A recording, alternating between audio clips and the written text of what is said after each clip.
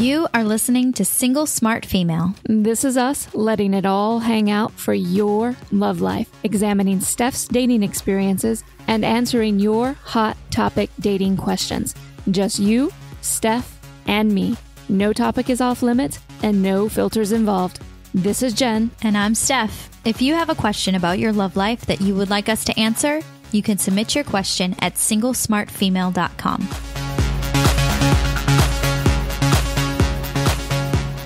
Hello, single smart female. Welcome to show 49. I'm your host, Jen, and I'm joined by my oh so sexy, oh so succulent, and oh so very seductive, most of the time, co-host, Steph. What an introduction. You're welcome. I need to work on my slow, sultry voice. You can practice your slow, sultry voice while you're reading our listener submission today. I'll do my best. Well, with that, why don't I launch into our first question? Our only question. There is only one question per episode, damn it. This question comes from Crazy in Love in New Jersey, and she writes, "Hey, Jen and Steph. First of all, I want to thank you for putting out this podcast. You're so very welcome. I've binge listened every episode in just a few days, and it has changed my outlook on dating tremendously. I've just deleted my Tinder, joined eHarmony, and can't wait to start my Mantourage. Here is my question. About 3 years ago, I met a man on Plenty of Fish. Our first date went great. Good conversation, he was a gentleman, and I was insanely attracted to him. We continued to date, non-exclusively, for a few months, and things were going well, and I felt like they were headed in the right direction. Then one day, he just disappeared on me. I was confused and heartbroken and did everything I now know I shouldn't have. Call, text, Facebook message. About 6 months went by until I heard from him again. We hung out one time, but continued to talk and FaceTime every day until, yet again, his calls and texts began to come less frequently, and then he disappeared on me again. 8 months later, I texted him to tell him that some medical issues I had been having had been resolved and thanked him for always supporting me through those issues, and told him how much it had meant to me. He texted back apologizing for how he had treated me, and so the cycle began for the third and final time. Until his little disappearing act, he always seems like the most genuine and kind person I have ever known, and it's hard to reconcile how that could be the same man who leaves me heartbroken without a single word over and over again. So, of course, I called and texted and called and texted. And when it felt like I had called and texted too many times, I still did it again and again and again until I finally gave up. It's been over a year now, and I have no idea what is going on in his life, as I blocked him on social media, not out of spite, but because it helped me heal. And I don't think about him as much as I used to, and I've been dating a little here and there. I recently listened to your episode, Why Did He Disappear? And for the first time in 3 years, I realized that maybe my actions and the way I reacted whenever he started to pull away are exactly what pushed him further away. It was a difficult episode to listen to and a hard pill to swallow. Not to take away from the wrong that he did, I am by no means making excuses for his behavior, but I am acknowledging my part in things. Now, I'm wondering if I had reacted differently, maybe things would have worked out. So my question now is that even though it's been so long and he seen my crazy, is there any way of going back and saving what I think could have turned into something great? Maybe even my forever man? I've been online dating kind of casually lately after a string of not so great dates. I just hadn't been dating much, but after listening to your podcast, I am jumping back in the pool. I joined eHarmony and Coffee Meets Bagel last night, and I'm working on my profiles now. I am even hoping to get the courage to ask out a guy from my gym when I see him this week.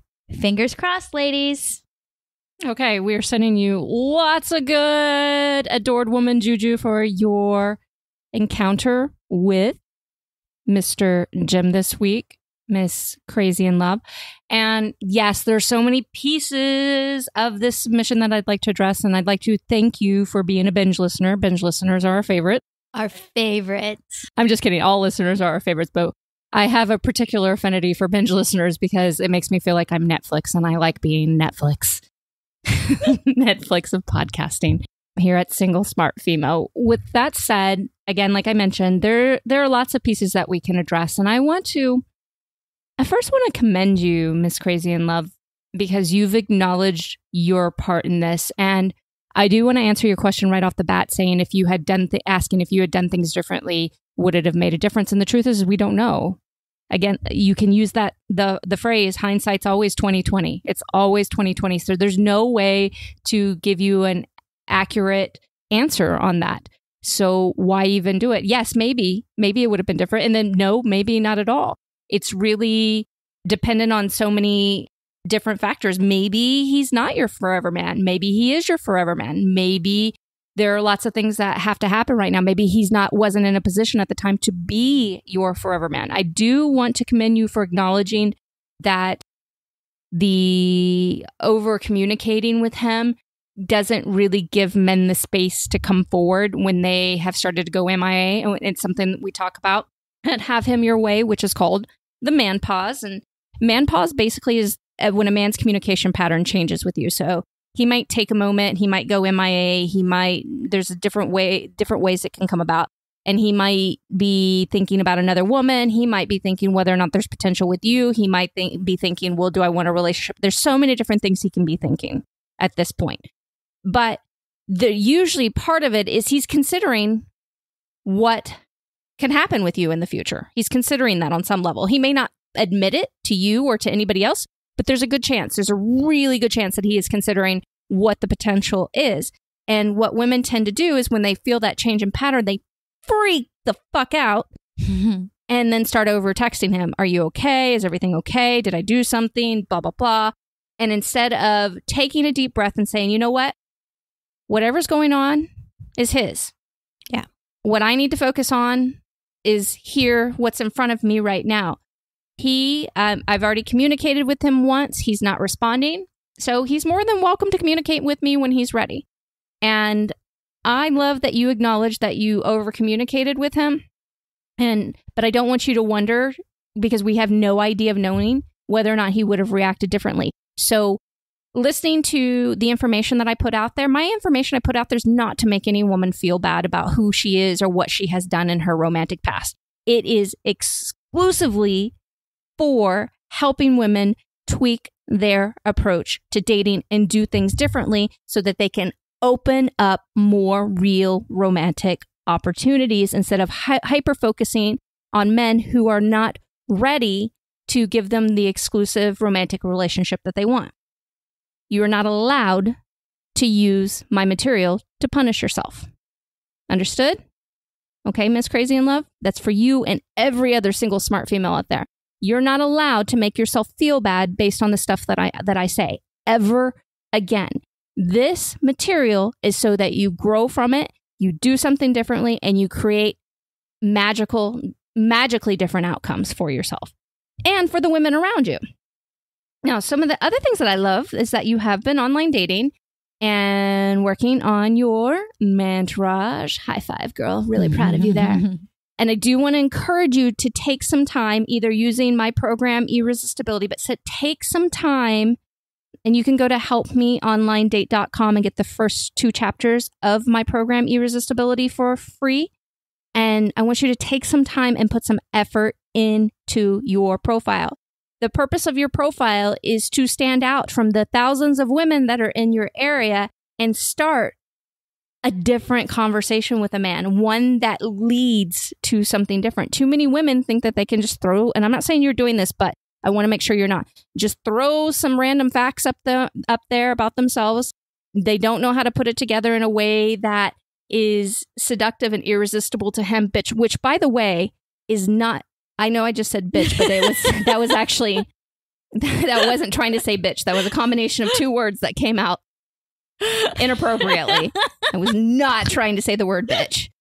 You just saw the look on my face. Bitch. Yeah. Well, who's the bitch? Steph, you're the bitch. Bitch, please. Steph's my bitch. Okay, I'm messing. Steph's not really my bitch. She's my girl, though. Anywho. There are too many women out there who are just putting up random crap, just like the guys do. And it's not leading to what they want. So online dating is one of the best opportunities to meet single, available, great guys. That's one place I want you to start. Take some time with your profile. Put up something that's real and fun. And again, back to the real part, a genuine reflection of you. And a seductive, genuine reflection of you. And you definitely can do that using irresistibility. Then the other piece of it is you're asking whether or not you can start something with him again. And the answer is yes, you absolutely can. But here's the catch. Not if you're going to allow yourself to make it all about him again. So what I don't suggest you do is do it right this second. What you should do is invest some time in getting your profile ready to start dating and putting your mantourage together. Work out some of the kinks that are going on in your love life. Get some great dates underneath your belt. Start finding interest in other men. You have to up the talent in your mantourage. You cannot go play with a man that's been long gone if your mantourage talent is down and out. Mm-hmm. Because then what you're going to do is as soon as he starts paying any attention to you again, you're going to turn all of your attention to him, and then it's all about him again, and then the cycle starts repeating itself. Whereas if he goes MIA and you're having an amazing time with your mantourage, then all of a sudden you're not sending all those crazy ass texts to him, pushing him even further away. And back to your question about seeing you're crazy. Yes, men can totally get over that.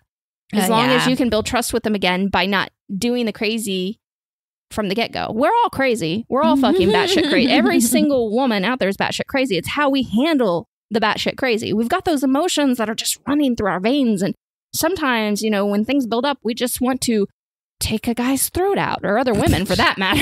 Just go for the fucking jugular. But if you learn to manage your emotional territory, and I'm not talking about stuffing your fucking feelings. Yeah, and do not pretend that you don't have feelings. Yeah.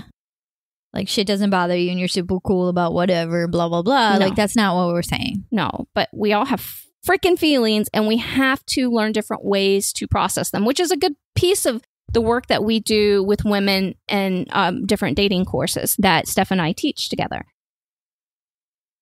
So to answer your question, yes, you can totally start something with him again.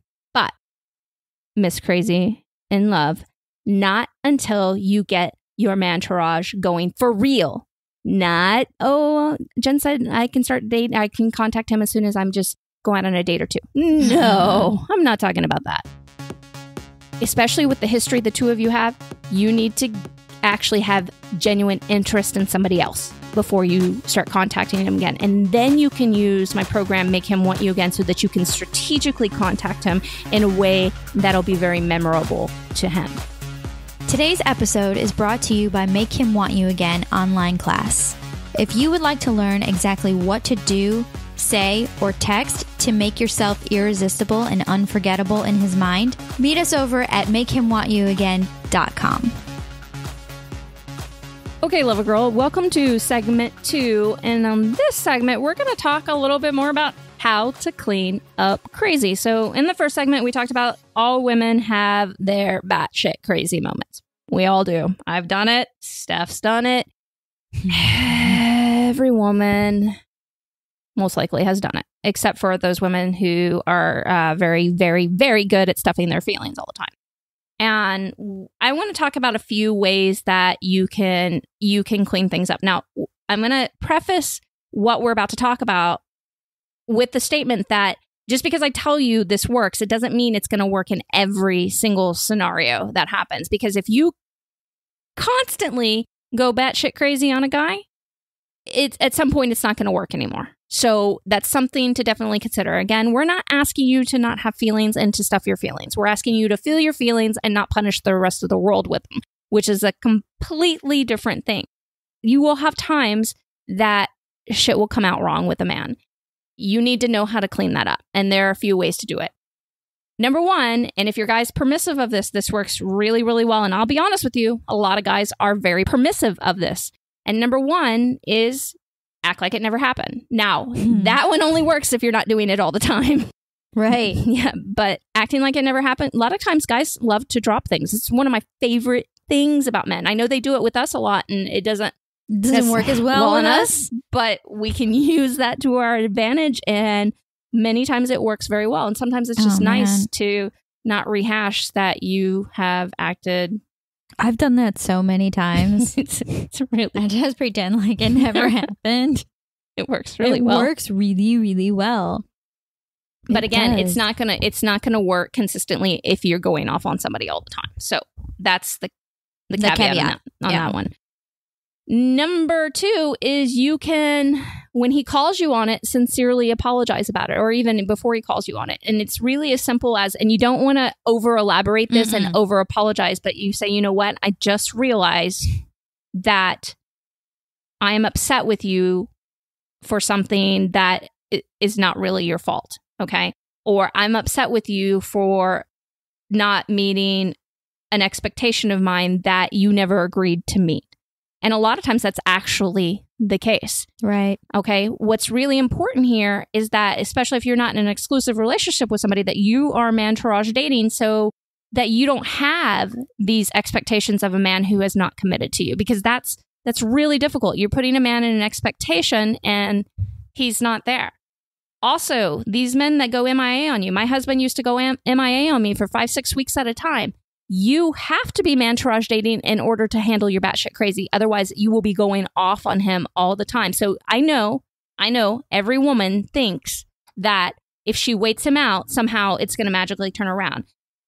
It is highly unlikely if you wait a guy out that somehow, especially if he goes MIA, that it's going to turn around for you. It's highly, highly unlikely. So if you want a chance with him, you need to start your man-tourage dating. Mm-hmm. Okay. And you need to do it in a sincere way. Yeah. From a place of enjoyment, really wanting to get to know other people. Other men. Other men, specifically. On a romantic level. Yes, exactly. And quit making him your world, your life, your twin flame, which obviously he's not at this point, especially. and you'll give him the opportunity to step for you. But I do know what will happen. One of two things happen when you take man-tourage dating and do all the things that Steph just said in a genuine format.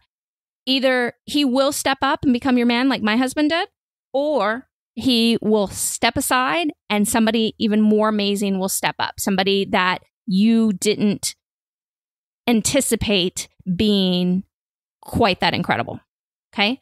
But again, you have to dedicate yourself to the fun of man-tourage dating. Otherwise, it just doesn't work. Now, with that said, those are the two main ways you can start cleaning up that mess.